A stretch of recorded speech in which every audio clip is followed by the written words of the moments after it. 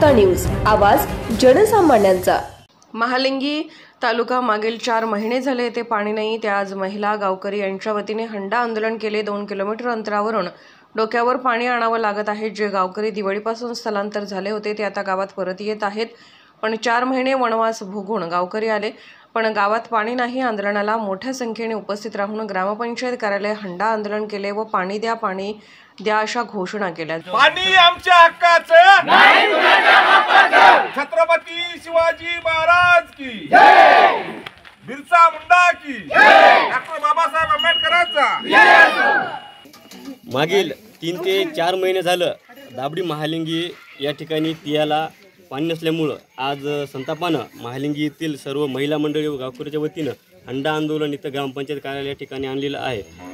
गेल्या 3 महिन्यापासून लोक 1 किलोमीटर अंतरावरून विहिरीहून पाणी आणत आहेत, पण आतापर्यंत त्या विहिरीचं पाणीसुद्धा संपलेलं आहे। नाईविलाजानं आज शिमगा असूनसुद्धा इतका मोठा आज गोडव्याचा सण असतानासुद्धा लोक घराच्या बाहेर भांडी घेऊन निघालेले आहेत। या ग्रामपंचायतीला अनेक व्यवस्था सांगूनसुद्धा जाग फुटलेली नाही, कुठल्याही लोकांची जाणीव नाही। लोक आता स्थलांतर झाले होते, गेल्या दिवाळीपासून स्थलांतर झाले लोक आता हळूहळू गावात यायला लागलेले आहेत। त्यामुळे गावाची लोकसंख्या वाढायली, पण गावामध्ये प्यायला पाणी नसल्यामुळं आता लोक पुन्हा स्थलांतर होण्याची संख्या वाढत आहे। या ग्रामपंचायतीला गावात काम तर देणं होतच नाही, पण प्यायला पाण्याची उपलब्धतासुद्धा सुरू करून द्यायला जमत नाही। गेल्या अनेक दिवसापासून जलजीवनचं काम अर्धवट थांबवून नको ते कामं करत बसलेले आहे। त्यामुळं संतापानं आज गावातील लोक या ठिकाणी रस्त्यावर आलेले आहेत। जर आज पाणी आम्हाला नाही दिलं तर उद्यापासून या ठिकाणी आमरण उपोषण ग्रामपंचायत कार्यालय दाबडी या ठिकाणी गावकऱ्याच्या वतीनं आणि मी गुन्ह्याच्या या ठिकाणी उपोषणाला बसणार आहे। आम्हाला पाणी 4-5 महिने झालं पाण्याचा शितोडाच नाही पियायला। आम्ही इथून तिथून एका कोसावून आम्ही पाणी आणायला पियायला, ते पण आता इरीला पाणी नाही। पाणी संपलेलं आहे इरीचं। आता आम्हाला असे आमचे मुलं बाळं एवढील्या मुली आमच्या इरीला कोठे असे लेकरं उन्हात आणत पाण्याला चालले तर अशा चक्रा येऊन पडायच्या मागं लागले। तर आम्हाला पिण्यासाठी असं कतईच पाणी नाही।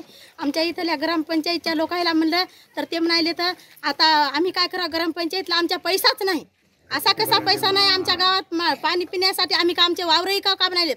आज काही जरी केलं तर आज आम्हाला असं इतकं हे करून आम्हाला टँकर जरी आम्हाला आलं एक दिवस आड करून जरी आलं तरी आमच्या काहीतरी मनाची समाधानी होईल। आमची एवढी लेकरं इकडं तिकडं उन्हाने हिंडायली तर पाण्यासाठी आम्हाला असं एक भांडंसुद्धा पाणी पियायला भेटणं झालं।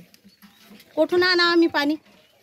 काय करा तुमच्या ग्रामपंचायतला, काय करा या सरकाराला? आम्ही पाणी नसल्यानं आम्हाला पियाला आमच्या लेकरा बाळाचं काही कमी जास्त झालं तर उद्या कोण याचा जिम्मेदार आहे?